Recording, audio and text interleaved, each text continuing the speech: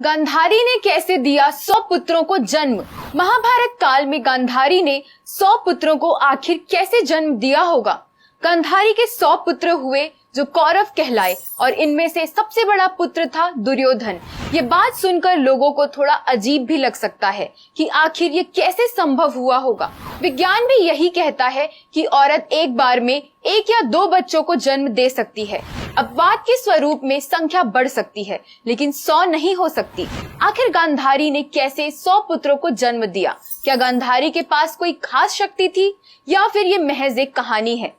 दोस्तों, आपके मन में भी ऐसे ही सवाल चल रहे होंगे जिनका जवाब हम आपको आज देने जा रहे हैं कि आखिर गांधारी 100 पुत्रों की मां कैसे बनी। तो हमारे साथ बने रहिए इस वीडियो के अंत तक और हम आपको यकीन दिलाते हैं कि जब आप वीडियो को अंत तक देख लेंगे तो आपके मन से ये सारे सवाल खुद ब खुद खत्म हो जाएंगे। तो आइए जानते हैं। गांधारी के पिता का नाम सुबल था और वो गांधार प्रदेश के राजा थे, जिस वजह से उन्होंने अपनी पुत्री का नाम गांधारी रखा। सुबल ने अपनी पुत्री गांधारी का विवाह हस्तिनापुर के महाराज धृतराष्ट्र से तय किया। जब गांधारी को यह बात पता चली कि महाराज धृतराष्ट्र जन्म से ही अंधे हैं, तो उन्होंने आंख में पट्टी बांध ली और जीते जी अपने नेत्रों से ना देखने का संकल्प किया। हस्तिनापुर जैसे बड़े राज्य की महारानी बनकर गांधारी का जीवन बड़े सुख में बीत रहा था। एक दिन महर्षि वेदव्यास हस्तिनापुर आए और गांधारी ने उनका खूब स्वागत सत्कार किया। दिन रात वो महर्षि वेदव्यास की सेवा में लगी थी। इस सेवा भाव से प्रसन्न होकर महर्षि ने गांधारी को वरदान मांगने के लिए कहा। गांधारी ने महर्षि से वरदान मांगा कि वो 100 पुत्रों की मां बने और वो पुत्र अपने पिता धृतराष्ट्र की तरह बलशाली हो। महर्षि ने गांधारी को आशीर्वाद दिया और वापस लौट गए। समय बीता और कुछ दिनों बाद गांधारी गर्भवती हुई। इस खबर से पूरा हस्तिनापुर झूम उठा और हर तरफ खुशी का माहौल हो गया। लेकिन 9 महीने बीत जाने के बाद गांधारी ने किसी संतान को जन्म नहीं दिया। ऐसा 2 वर्षों तक हुआ जब गांधारी गर्भवती रही, लेकिन कोई संतान पैदा नहीं हुई। ऐसा होने से गांधारी के मन में 100 तरह के सवाल जन्म ले रहे थे। धीरे धीरे गांधारी के मन का गुस्सा और खींच बढ़ने लगी और उसे पूरा दिन इस बात पर क्रोध आता कि आखिर कब तक उसकी ये संतान उसके गर्भ में ही रहेगी। एक दिन गांधारी के सब्र ने जवाब दे दिया और क्रोध के चलते वो अपने पेट में जोर जोर से मुक्के मारने लगी। अचानक हुए इस तरह के आघात की वजह से गांधारी के गर्भ से एक मांस का पिंड निकला। गांधारी समेत पूरा हस्तिनापुर इस घटना से हैरान रह गया।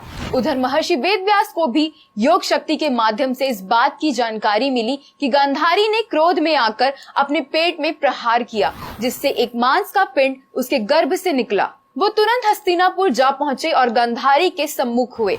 महर्षि को देखकर गांधारी ने रोते हुए उन्हें पूरी घटना सुना दी और उनसे इसका समाधान बताने को कहा। गांधारी के विलाप को देखकर महर्षि ने उसे शांत करवाया और इसका उपाय करने लगे। महर्षि वेदव्यास ने गांधारी को आदेश दिया कि 100 घड़ों में घी भरवा दे। महर्षि का आदेश पाकर गांधारी ने ऐसा ही किया और 100 घड़ों में घी भरवाया। इसके बाद महर्षि ने गांधारी के गर्भ से निकले उस मांस के पिंड में जल छिड़कने के लिए कहा और गांधारी ने भी ऐसा ही किया। जल छिड़कते ही उस पिंड के 100 टुकड़े हो गए। महर्षि ने आदेश दिया कि हर घड़े में एक एक पिंड डालकर उसे ढक दिया जाए और इसे लगातार 2 वर्षों तक ढका रहने दिया जाए। 1-2 वर्ष के पश्चात ही इसे खोला जाए। महर्षि का आदेश पाकर ऐसा ही किया गया और 2 वर्षों के बाद जब उन घड़ों को खोला गया तो उसमें से 100 पुत्र निकले। पहला घड़ा खोलने पर जो पुत्र निकला उसका नाम दुर्योधन रखा गया। इसी तरह से बाकी बचे 99 घड़ों को खोलने पर क्रमशः सभी कौरव पुत्र निकले। कहते हैं जब पहला घड़ा खोलने पर दुर्योधन निकला तो प्रकृति में बहुत सी अजीब घटनाएं होने लगी।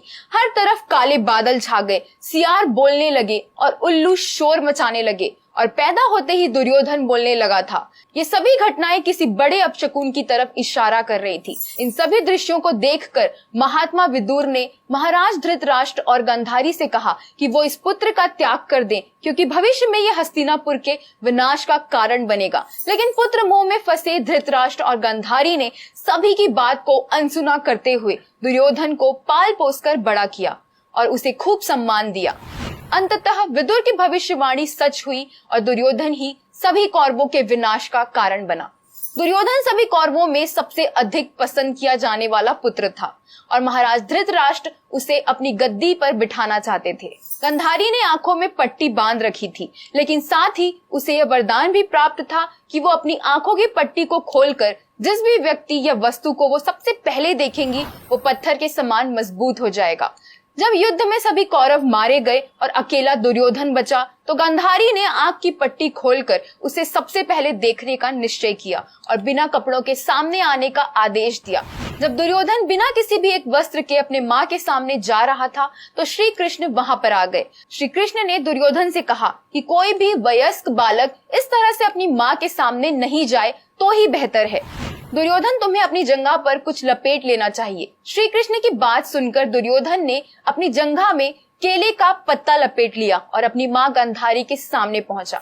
बेटे की प्रतीक्षा कर रही गांधारी ने जैसे ही अपनी आंखों की पट्टी खोली तो वह हैरान रह गई कि दुर्योधन ने अपने जंघा में केले का पत्ता क्यों लपेट रखा है। तब दुर्योधन ने श्री कृष्ण वाली बात बताई जिससे गांधारी नाराज हो गई। दोस्तों, गांधारी ने ही श्री कृष्ण को यह श्राप दिया था कि जिस तरह से कौरव वंश का नाश हुआ है उसी तरह से एक दिन उनके वंश का नाश भी हो जाएगा और वो अकेले किसी जंगल में इस शरीर को छोड़ेंगे।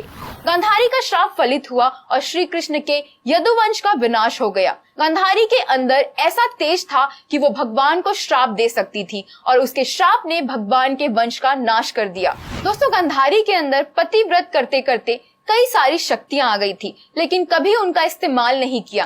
गांधारी इस महाभारत की सबसे अधिक उपेक्षित पात्र थी। उनके बारे में कहीं भी कुछ ज्यादा नहीं लिखा हुआ है और ना कोई खास वर्णन किसी जगह पर मिलता है, लेकिन जब भी पतिव्रत का नाम लिया जाता है तो आज भी गांधारी की चर्चा सबसे पहले होती है। महाभारत में आपने शकुनी का नाम सुना होगा और ये शकुनी गांधारी के बड़े भाई ही थे।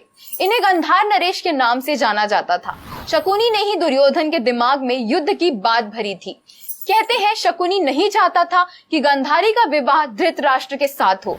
जिंदगी भर अपने पति की सेवा करते हुए गांधारी ने अपना जीवन बिताया और अंत में उसके जीते जी उसके कुल का विनाश हो गया।